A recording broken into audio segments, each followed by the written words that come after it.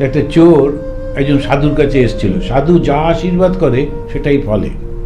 তখন এসে বলছে যে মশাই আমাকে একটু আশীর্বাদ করুন, আমি যেন চুরি করে ধরা না পড়ি। বলে আরে এ কি কথা, তুমি হ্যাঁ এটা ঠিকই যে আমি আশীর্বাদ করলে তুমি ধরা পড়বে না, এটা ঠিকই, কিন্তু আমি করব কেন, তুই চুরি করতে যাচ্ছ কেন, অন্য কিছু করো।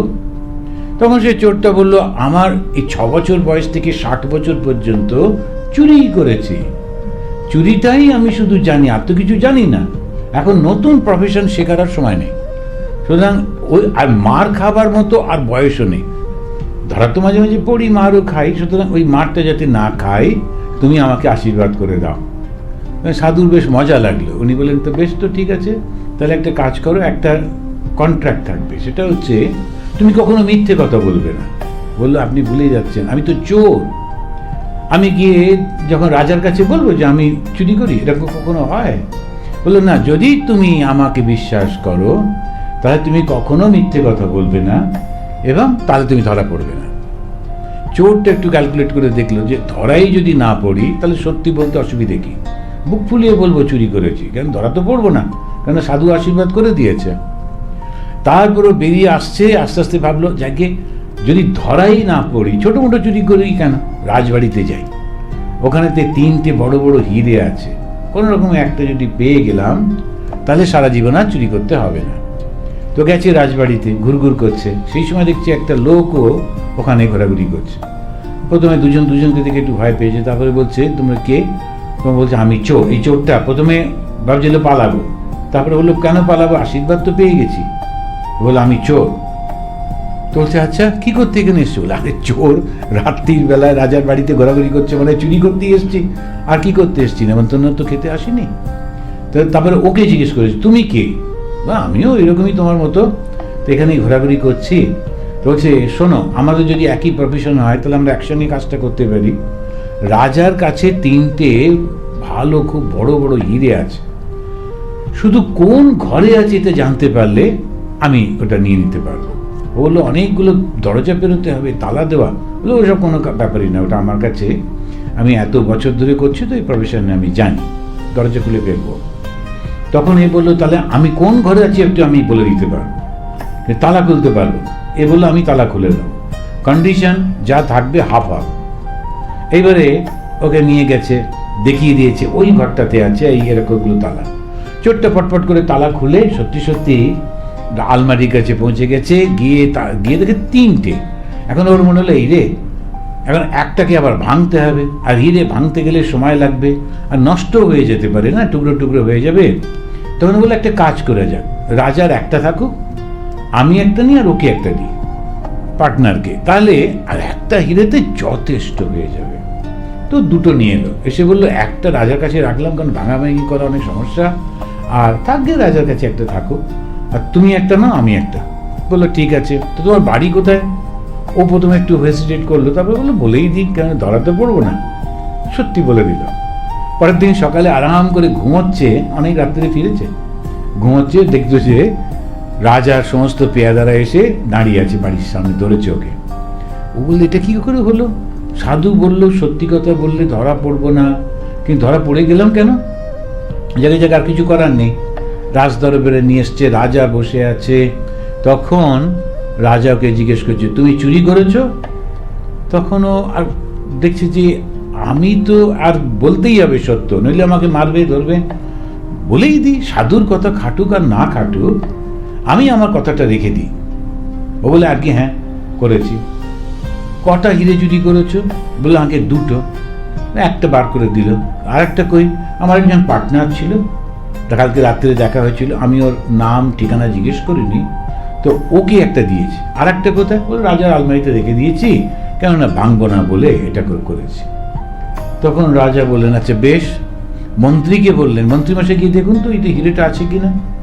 মন্ত্রী গিয়ে খুলে দেখলো হিরে আছে, কিন্তু ওর মনে একটু লোভ হলো, মন্ত্রীর মনে। বুড়ো মন্ত্রী বললো যে আর বয়স শেষ হয়ে গেল, আর আমার ছেলেগুলো ঠিক কাজের হলো না, এই চোরটা তো মরবেই, ও তো শুলে যাবেই, ওকে তো ফাঁসি দেওয়া হবেই, ওর নামেই চাপিয়ে দেবো যে ওই আসলে নিয়েছে 2টো। বলে মন্ত্রী 3য়টা নিজের পকেটে ভরে এসেছে, এসে রাজ দরবারে বলছে রাজা ওকে ফাঁসি দিন, মিথ্যে বলছে, ওই সবগুলো নিয়েছে। রাজা উঠে দাঁড়িয়ে নিজের পকেট থেকে একটা বের করে রেখে বললেন, না, ও মিথ্যে বলছে না, ও ঠিকই বলছে। কারণ কালকে যে ঘোরাঘুরি করছিল ওর পার্টনার, সেটা আমি। আমার ঘুম আসছিল না, ওই জন্য পাইচারি করছিলাম, ওর সঙ্গে দেখা হলো, একদম ঠিক ঠিক কথা বলেছে। ও একটা নিয়েছে, আমাকে একটা দিয়েছে, আর মন্ত্রী তোমার বার করো পকেট থেকে। মন্ত্রী ধরা পড়ে গেল।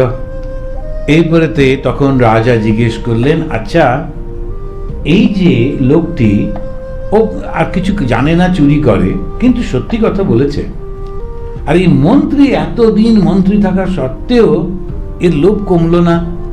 এই ঠিক শেষ বয়সে এসে এরকম মিথ্যে কথা বলে আর একটা লোকের মৃত্যুর কারণ হচ্ছিল। দেখি কি করা যায়। সব সভাসদরা বললেন, এই মন্ত্রীকে বার করে দিন, একেই মন্ত্রী বানিয়ে নিন, কারণ মন্ত্রী সবসময় সত্য থাকা উচিত। তখন লোকটিকে মন্ত্রী বানিয়ে দেওয়া হলো, মাথায় পাগড়ি টাগড়ি পরিয়ে। রাজা যখন ওকে বলল, আজ থেকে তুমি মন্ত্রী, তখন লোকটা তাকিয়ে দেখছে ভিড়ের মধ্যে দরজার কাছে ওই সাধু দাঁড়িয়ে আছে। দাঁড়িয়ে হাত নেড়ে ওকে বলল, সত্যে টিকে থেকো, সত্যকে ধরে থেকো, সত্যে থাকলেই তোমার ঠিক জয় হবেই হবে। এই যে গল্পটার মধ্যে দিয়ে যে আমরা উপদেশটা পাই, সেটা হচ্ছে ভগবানকে যদি ধরে, সত্য মানে ভগবান, সত্য মানে যা কখনো পরিবর্তন হয় না, তো সেই ভগবানকে যদি ধরে থাকি, ঈশ্বরকে যদি ধরে থাকি, আপদে বিপদে সম্পদে সর্বদা ভগবান আমার সঙ্গে থাকবেন। তো তিনি খারাপটাও দিয়েছেন, ভালোটাও দিয়েছেন, আবার রাস্তা দেখাবার জন্যে উপদেশও তো দিয়েছেন। কখনো সাধুর বেশে, মহাপুরুষের বেশে, অবতার বেশে তিনি এসে উপদেশটা দিয়েছেন। এখন সেইটি যদি আমরা জানতে পারি, এই যে কথামৃত পড়ছি, স্বয়ং ভগবানই তো এই রূপ ধরে এসে আমাদেরকে এই কথাগুলোই বলছেন। তো তার ইচ্ছা, তার লীলা, ভগবানের ইচ্ছা হয়েছে। এখন সেই কারণেই রবীন্দ্রনাথ বলছেন, তোমারই দেওয়া প্রাণে, তোমারই দেওয়া দুঃখ, তোমারই দেওয়া মনে, তোমারই অনুভব। এখন পুরো ঘটনাটা হচ্ছে ভগবানেরই। এখন তিনিই দুঃখটা দিয়েছেন, তিনিই অনুভব করছেন নিজে, তিনিই কষ্ট পাচ্ছেন, পুরোটা তাঁরই। কিন্তু যদি বলে, আরে কেন এরকম করছো, তাঁর ইচ্ছা, তাঁর লীলা, সেইটি তিনি বারবার বলছেন। আবার এই প্রশ্ন আছে, আচ্ছা, এই যদি হয় তাহলে তার এসব করার কি দরকার ছিল? উনি তো আমাদেরকে পরিষ্কার বলে দিতে পারতেন যে তুমি মুক্ত। তখন বলছেন যে না, খেলা করতে উনি ভালোবাসেন। যেমন একটু মায়েরা অনেক সময় ওই ছোট্ট বাচ্চাটা সবই মানে একটু হামাগুড়ি দিচ্ছে, ওকে হাঁটাবার জন্য দাঁড় করিয়ে দিয়ে বলেন, এসো এসো, ও একটু করতে করতে ধুম করে পড়ে যাচ্ছে, আবার মা গিয়ে দাঁড় করিয়ে দিচ্ছেন, আবার গুটি গুটি দুটো পা তিনটে পা। দূর থেকে একজন লোক দেখে ভাবছে, আরে ওকে কোলেই যদি নিতে হবে, তো শুধুমাত্র এটা সময় নষ্ট করছে কেন, হাঁটাচ্ছে। লোকটি বুঝতে পারছে না, ওটাই মায়ের আনন্দ। ও হেঁটে হেঁটে আমার কোলে আসবে, এটাই মায়ের আনন্দ। ভগবানও সৃষ্টি করলেন নিজেকেই, ভালো মানুষ, খারাপ মানুষ, নানান রকম করে নিজেই আবার এসে তাদের উপদেশও দিলেন, দেখো বাপু, যদি তুমি এটা করো তাতে তোমার মঙ্গল হবে, ভালো হবে। তো এইভাবে উপদেশও দিলেন, দিয়ে এই সমস্তগুলো তার লীলার খেলার মধ্যে হলো। আর একটা প্রসঙ্গের মধ্যে এসে যায়, সেটা হচ্ছে, যদি কেউ মনে করে যে আমি যে অন্যায় কাজ করছি এটাও ভগবান আমাকে দিয়ে করাচ্ছেন, ওটাই আমার কাজ, তাহলেও কিন্তু মুক্ত। যদি এই সত্যটাও বুঝে গেল, তাহলে কি দাঁড়ালো? ওই যে কাজটা করছে তাতে কিন্তু ওর কোনো অ্যাটাচমেন্ট থাকবে না, কর্মফল হবে না। মানে সমস্ত দিক দিয়ে যদি দেখতে পাওয়া যায় যে যদি আমি এই খারাপ কাজটা ভগবান আমাকে দিয়েছে, যেমন একটা নাটকে গেলাম, একটা লোককে খুব ইচ্ছা ছিল তার হিরো হবে, কিন্তু দেখতে গুন্ডাদের মতো, ওকে হিরো করা যাচ্ছে না। তখন ওকে বলা হলো যে তুমি বরঞ্চ একদম ভিলেনের পার্টটা করো। তখন ও ভিলেনের পার্ট করছে, কিন্তু অভিনয় করে যে লোকেদের কাছে হিরো পৌঁছচ্ছে, ও কিন্তু পৌঁছচ্ছে। হিরোর যেমন কথা হচ্ছে, ওরও কিন্তু সেটা হচ্ছে, লোকে সব পরিচিত হয়ে যাচ্ছে। আর ও যদি মনে করে দুঃখ আমার কোনো কারণ নেই, কেন আমাকে এই কাজটাই করতে বলা হয়েছে, এই কাজটাই আমার পক্ষে ঠিক, ঠিক আমি ঠিকই করছি, এর সঙ্গে আমার কোনো সম্পর্ক নেই, একটু মানে যদি ওর ওই কাজের প্রতি কোনো আকাঙ্ক্ষা না থাকে আর ওই কর্মের ফলটা পাওয়ার জন্য ওর খুব বেশি না থাকে, তাহলে কিন্তু তাতেই মুক্ত। সুতরাং যে যা করলো, অনেকে বলে যে রাবণকে আমরা প্রচণ্ড নিন্দা টিন্দা করি বটে, কিন্তু রাবণ তাড়াতাড়ি করে মুক্তি পাওয়ার জন্যে সে ওই রামের বিরুদ্ধে কাজ করছিল। কেন কি, তারা তো সবসময় রামের চিন্তা করতে হচ্ছে, এত রেগে গেছে যে রাম ছাড়ার মাথায় আর কোনো কিছু নেই। তাহলে আলটিমেটলি কি হচ্ছে, ভগবানেরই তো চিন্তা করছি। সুতরাং সবাই আমরা চলেছি কিন্তু এই ভগবানের দিকে, সবাই আমরা ওখানেই পৌঁছাবো। কিন্তু ভালো পথে গেলে তখন শুধু আমার না, জগতের আর 4টি মানুষেরও উন্নতি হবে, ভালো হবে। আর খারাপ পথে গেলে তখন আমি হয়তো ভেতরে ভেতরে যদি আমার ঈশ্বরের প্রতি সেই ভালোবাসাটা থাকে, আমি হয়তো মুক্ত হব, কিন্তু জগতেও একটু খারাপ তার ছাপটাও থেকে যাবে। তো সেখানেই উনি যেটা বলছেন, মানুষ চেষ্টা করো যাতে ভালো হতে পারো। তারপরে বলছে যখন সৃষ্টিটা হয় সব রকমই তো চাই, সেটা বোঝাতে গিয়ে বলছেন যে দুষ্ট লোকেরও দরকার আছে। একটি তালুকের প্রজারা বড় দুর্দান্ত হয়েছিল, তখন গোলক চৌধুরীকে পাঠিয়ে দেওয়া হলো।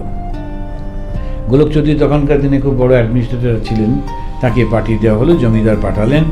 সে গিয়ে সাম দান দণ্ডভেদ এইসব নানা রকম করে কখনো কাউকে নিজের দিকে টানছে, কখনো কাউকে কিছু পয়সা দিচ্ছে, কখনো এই ভেদ করে দিচ্ছে দুজনের মধ্যে। এইসব করে টোরে পুরো জিনিসটাকে সে বন্ধ করলো। এখন আমরাও জানি এক একটা অফিসার খুব বড় সাকসেস পায়, তো ও ছাড়া আর কোনো উপায় ছিল না, তো ওই লোকটি এরকম সব করতে টরতো। তো সেই জন্যই বলছেন যে তার নামে প্রজারা কাঁপতে লাগলো, এত কঠোর শাসন। ঈশ্বর সব রকম করেছেন, ভালো গাছ, বিষ গাছ, আগাছা, জানোয়ারদের মধ্যেও ভালো মন্দ সব আছে। এবারে প্রতিবেশী জিজ্ঞেস করছেন, সংসারের থেকে কি ভগবানকে পাওয়া যায়? এই কথাগুলো আমরা আগেও আলোচনা করেছি, কিন্তু এটা খুবই ইম্পর্টেন্ট একটা প্রশ্ন, যে সংসারের থেকে কি ভগবানকে পাওয়া যায়? ঠাকুরের উত্তরটা খুব একদম স্ট্রেট, অবশ্য পাওয়া যায়। উনি বলেন না পাওয়া যায়, হ্যাঁ হবে, এরকম কিছু বলছেন না, অবশ্য পাওয়া যায়, ফুল সার্টেনটি তিনি বলছেন।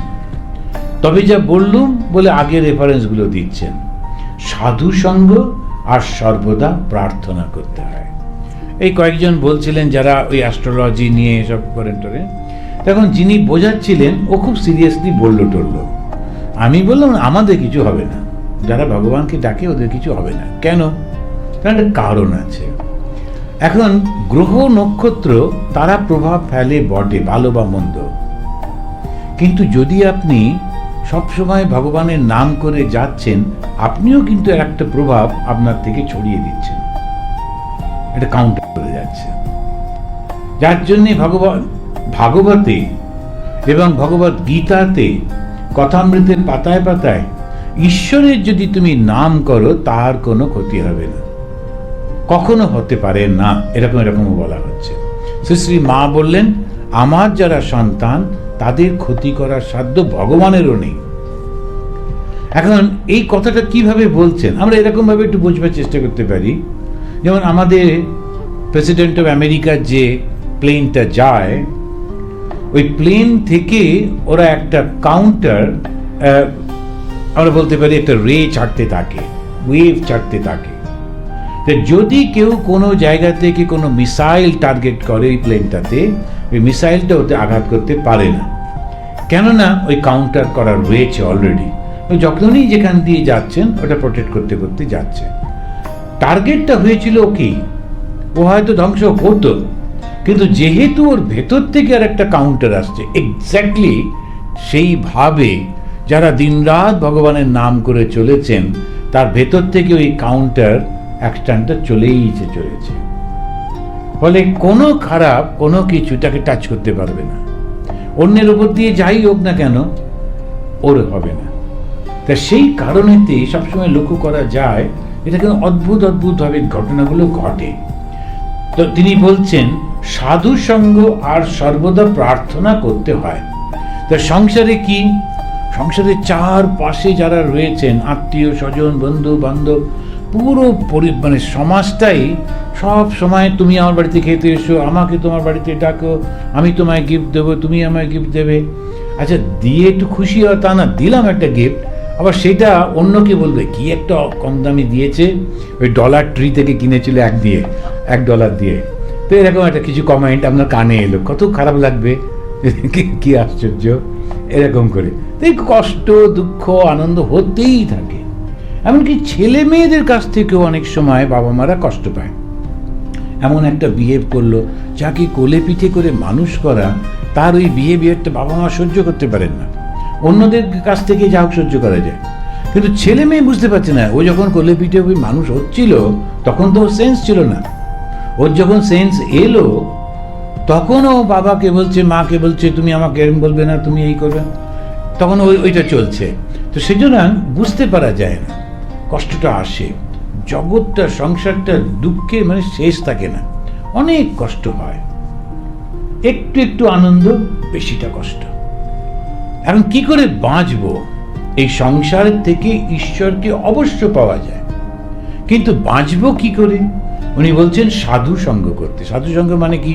সব সময় এই যে আমরা মাসে একবার করে কথামৃত পাঠ করি এখানে, কেন না ওই সাধু সঙ্গ। সাধুটা কে? ভগবান শ্রীরামকৃষ্ণ। তার সঙ্গ পাচ্ছি। কি সেই সঙ্গ? তার কথাগুলো, তার উপদেশগুলো, তার নির্দেশিত পথগুলো তিনি আমাদেরকে গাইড করে দিচ্ছেন। কি সেই গাইডেন্স? সাধু সবসময় বলবে ঈশ্বরের দিকে মন দাও। আর যদি সাধু না বলে, সে কিন্তু সাধু নয়। সে যদি লোক ঠকাও, অমুক করো তমুক করো এইসব বুদ্ধি যদি দেয়, সে কিন্তু সাধু হতে পারে না। সেজন্যে ওই যে পলিটিক্যাল কোনো সব বুদ্ধি টুদ্ধিগুলো সাধুর কাছ থেকে পাওয়ার কথা নয়। তো সেই জন্য এখানে বলছেন যে না, সাধু মানে শুধু ঈশ্বরের কথা বলবে, তার সঙ্গে জগতের কোনো সম্পর্ক নেই। আর জগৎ মানে এই স্বার্থপর ব্যাপারটার সঙ্গে তার সম্পর্ক থাকার কথা নয়। আর সর্বদা প্রার্থনা করতে হয়, এটা তোমাকে করতে হবে। একটা গাইডেন্স পাওয়া গেল কি না, ঈশ্বরকে ধরে থাকো। সাধু বললেন কি করে ধরে থাকবো? শুধু প্রার্থনা, প্রার্থনা, প্রার্থনা।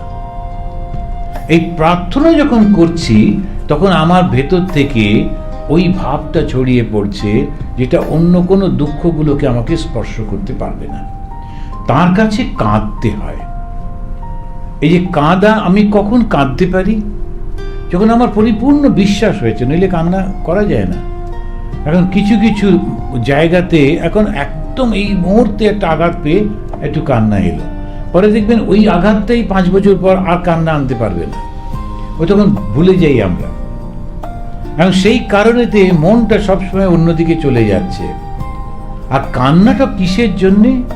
ভগবান, আমি জানি এই সংসারে মন দেওয়া মানে আটকে যাওয়া, আর একবার জন্ম নেওয়া। কোথায় জন্ম নেব, কার ঘরে জন্ম নেব, কিভাবে হবে, আমার কিচ্ছু জানা নেই। অথচ এইখানে সুযোগ ছিল, যদি তোমাকে ডাকতে পারতাম, তাহলে আমার মনটা যদি এই পৃথিবী থেকে, জগৎ থেকে উঠে আসতো, এই জীবনেই আমি নিশ্চিতভাবে মুক্ত হয়ে যেতে পারতাম। কিন্তু আমি পারছি না, তুমি আমাকে সাহায্য করো। ওই হচ্ছে কান্না। কান্নার কারণটা হচ্ছে ভগবান যাতে আমাকে রক্ষা করে, এটা হচ্ছে কারণ। বাচ্চাটা যখন মার জন্যে কাঁদে, মা সবসময় যে কোলে নিতে চান তা নয়, কিন্তু ওই এক জায়গায় দাঁড়িয়ে ও কাঁদতেই থাকবে, কিংবা বসে বসে কাঁদতে থাকবে। আর বাচ্চাদের একমাত্র শক্তি হচ্ছে কান্না।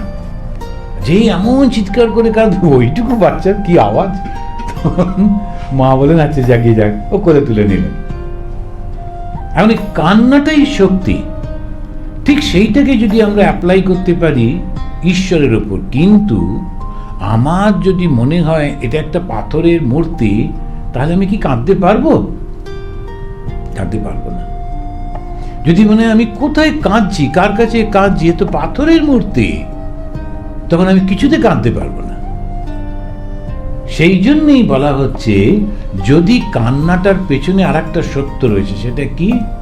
ঈশ্বর যে আছেন এ ব্যাপারে পরিপূর্ণ বিশ্বাস। এই যে বিশ্বাসটা আসছে, ঈশ্বর আছেন। আবার এই বিশ্বাসটা কেমন করে আসবে? একটা পর একটা স্টেপ বাই স্টেপ যদি আমরা দেখি, ঈশ্বর অবশ্যই আছেন এবং কাঁদলে ডাকলে তাকে পাওয়া যায়, এটা আমি কি করে বিশ্বাস করব? শ্রীরামকৃষ্ণকে যদি আমি বিশ্বাস করতে পারি, কারণ শ্রীরামকৃষ্ণ নিজে দেখেছেন, উপলব্ধি করেছেন, তিনি এই পথ দিয়ে গেছেন। তিনি যখন শেষ সময় এত কাঁদছিলেন, কাঁদতে কাঁদতে তার মনে হয়েছিল যে মাকে না পেলে জীবনটা রাখার দরকার নেই, সেই মুহূর্তে মা দর্শন দিয়েছিলেন। এই ঘটনাগুলো সত্য। এই সত্যটা যেই বিশ্বাস হলো, শ্রীরামকৃষ্ণকে দেখে যখন আমি মনে করতে পারলাম যে ঈশ্বর আছেন, সেই বিশ্বাসের উপরে আমার তখন কান্না। সেজন্য বলছেন ডাইরেক্ট পারসেপশন আর ইনফারেন্স। আমি যখন ডাইরেক্টলি একটা কোনো অভিজ্ঞতা লাভ করলাম, সেটা একটা হলো। ইনফারেন্সের মাধ্যমে, অনুমানের মাধ্যমে আমি বুঝলাম, যখন আমরা এক একটা মানুষের জীবনগুলোকে দেখি, কি ভালো জীবন, কি সুন্দর জীবন, তখন বুঝতে পারা যায় না এটা সম্ভব, এটা হতে পারে। আমাদের ভূতেশানন্দজি মহারাজ বলেছিলেন, তখন সেকেন্ড ওয়ার্ল্ড ওয়ার চলছে, তখন ওদেরকে রিলিভ করতে পাঠিয়েছিলেন নর্থ ইস্টের সব জায়গাগুলোতে, বিশেষ করে ত্রিপুরা, তারপরে মণিপুর, এসব জায়গায় রামকৃষ্ণ মিশনের। আর সেই ওই দিক দিয়ে তখন নেতাজি, সেই আজাদ হিন্দ ফৌজ আসছে, প্রচণ্ড বোমা বর্ষণ হচ্ছে, ওদিক থেকে জাপানিরা, এদিক থেকে ব্রিটিশরা, সব লোক পালাচ্ছে। রামকৃষ্ণ মিশনের সাধুরা, তারা গলায় একটা ওই আইডেন্টিটি কার্ড লাগিয়ে, নামটা এরকম, তারপরে বেলুর মঠ ইত্যাদি ঠিকানা লেখা, ওরা ওর মধ্যে ঘুরছে, আহতদের যারা তাদেরকে সাহায্য করছে ইত্যাদি। ভূতেশানন্দজি তখন ইয়াং, ওনাকে ওই কাজে পাঠানো হয়েছিল। তো একজন লোক বলছে, মহারাজ আপনি এখানে কেন রয়েছেন? মারা যাচ্ছে মানুষ, কখন বোম পড়ে কি পড়ে, আপনি চলুন, একদম ফিরে চলুন। তখন ভূতেশানন্দজি সবসময় মজা করতেন, ওর মধ্যেই বলছেন, না না, এই তো গলায় টাঙানো আছে, যদি বোমেতে মারা যায় ওরা এটা দেখে আমার মৃতদেহটা বেলুর মঠে পাঠাবার ব্যবস্থা একটা হবে, না আমার ভয় নেই। মানে ভেবে দেখুন, মৃত্যু ভয়ও থাকছে না, কেন? ভগবানের সেবা করছি। তখন যখন আমি ভগবানের সেবা করছি, ভগবান আছেন এই সত্যটা জানছি, এবং আমি নিশ্চিত আমি তো কোনো খারাপ কাজ করছি না, সুতরাং আমার যদি মৃত্যুও হয়, এই শরীরটা যদি চলেও যায়, তখনও আমার কোনো কষ্ট হবে না। এই তীব্র বিশ্বাস, ভগবানের বিশ্বাসটা এসেছে বলেই ওই সাহসটা এসেছে। আর ওই সাহসের ফলে তিনি অতটা আত্ম উৎসর্গ করতে পেরেছিলেন, তিনি এবং আরো অন্য সাধুরা। এখন এই যখন আমরা দেখছি, তোমরা যখন কাঁদতে হয়, তার কাছে কাঁদতে হয়। মনে হলো তো কিছুই না, আমরা তো কাঁদি, তো যখন আমরা মন্দির টন্দিরে যাই অনেকেই কাঁদেন জানেন, কিন্তু এই কান্নাটার পেছনে এই সত্যটা মনে রাখতে হবে, ঈশ্বরে পরিপূর্ণ বিশ্বাস। এবং এই যে আমি কাঁদছি, উনি শুনতে পাচ্ছেন। মা আবার ঠাকুর নিজেও বলেছেন যে ঈশ্বর, তাকে অত জোরে জোরে ডাকতে হবে না, মনে মনে ডাকলেই শুনতে পাবেন। কেন জানো? পিঁপড়ের পায়ে নূপুরের ধ্বনিও তিনি শুনতে পান। পিঁপড়ের পা, তাতে আবার একটা নূপুর, সে চিন্তাই করা যায় না, সেটার যদি কোনো আওয়াজ হয় সেটাও নাকি বাবা। তার মানে তুমি মনে মনে চিন্তা করলেই শুনতে পাবে। এটাই তিনি বলছেন যে অত জোরে জোরে চিৎকার করে বলতে হবে না। তো মনের ময়লাগুলো ধুয়ে গেলে তার দর্শন হয়।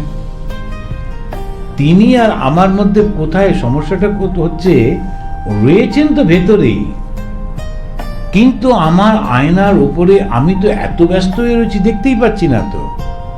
সুতরাং যেই মুহূর্তে মনের ময়লাগুলো চলে যাবে, তখনই দর্শন হবে। সেই জন্য বলছেন, মনটি যেন মাটি মাখানো লোহার ছুঁচ, ঈশ্বর চুম্বক পাথর, মাটি না গেলে চুম্বক পাথরের সঙ্গে যোগ হয় না। কাঁদতে কাঁদতে ছুঁচের মাটি ধুয়ে যায়। ছুঁচের মাটি অর্থাৎ কাম, ক্রোধ, লোভ, পাপ বুদ্ধি, বিষয় বুদ্ধি। মাটি ধুয়ে গেলেই ছুঁচকে চুম্বক পাথরে টেনে লয়, ঈশ্বরের দর্শন হয়। আর প্রমাণ আমাদের যিনি রামায়ণ লিখেছেন বাল্মীকির জীবনে আমরা জানি যে তিনি একজন ডাকাত ছিলেন। সেই ডাকাতি থেকে তার মনে অনুশোচনা এলো। এবার তিনি গুরুদাকে বললেন, আচ্ছা যাকে যা করেছো করেছো, এখন বসে শুধু রাম নাম করো। তিনি করবার চেষ্টা করতে লাগলেন। প্রথম প্রথম ঠিকমতো উচ্চারণ হচ্ছিল না, পরে পরে রাম নাম করতে লাগলেন। এই করতে করতে করতে করতে কোথায় উত্তরণ হয়ে গেলেন, তিনি রামের জীবনী রচনা করলেন। এই যে আমাদের চোখের সামনে এই প্রমাণগুলো একদম তুলে একটা বলে দিল কথা, তার কোনো প্রমাণ আছে কিনা, কেউ লোক করেছে কিনা সেরকম যদি না থাকে আমাদের বিশ্বাসই হবে না। তো সঙ্গে সঙ্গে ওই এক একটা জীবনকে আমরা দেখতে পেলাম যে এইরকম অবস্থা থেকে এইখানে পৌঁছানো যায়। সুতরাং কখনো কাউকে নিন্দা করতে নেই। কেন? প্রত্যেকটা মানুষের মধ্যেই সেই দৈব ভাবটা রয়েছে, শুধু সে তারটা শুধু যদি জেগে ওঠে তার সঙ্গে সঙ্গে হয়ে যাবে। ওই জেগে উঠতে গেলে যেটা দরকার সেটা হচ্ছে সাধুসঙ্গ। আর সাধুসঙ্গ প্রথম প্রথম খুব বিরক্তির কারণ হয়, তারপরে সাধু যদি ভালো করে বোঝাতে না পারে তো আরো কাণ্ড। তো যদি ঠিক মতো একটু বোঝাতে পারে, একটু গল্প টল্প দিয়ে আচ্ছা একটু শুনতে ভালো লাগছে। কিন্তু সাধু সঙ্গ মানে ওই কথামৃত পাঠ। ওই জন্য বলা হয় রাত্রে শোবার আগে একটু কথামৃত পড়তে হয়, 2 পাতা করে করে। আমাদের সব সাধুরাই প্রায়, আমি দেখেছি প্রেসিডেন্ট মহারাজ, ভাইস প্রেসিডেন্ট, ওই শোবার আগে ওর সেবকরা একটু পড়ে দেন, 2 পাতা পড়লেন, একটু করে শুয়ে পড়লেন। এই কথাগুলো মনের মধ্যে তখন থেকে যায়।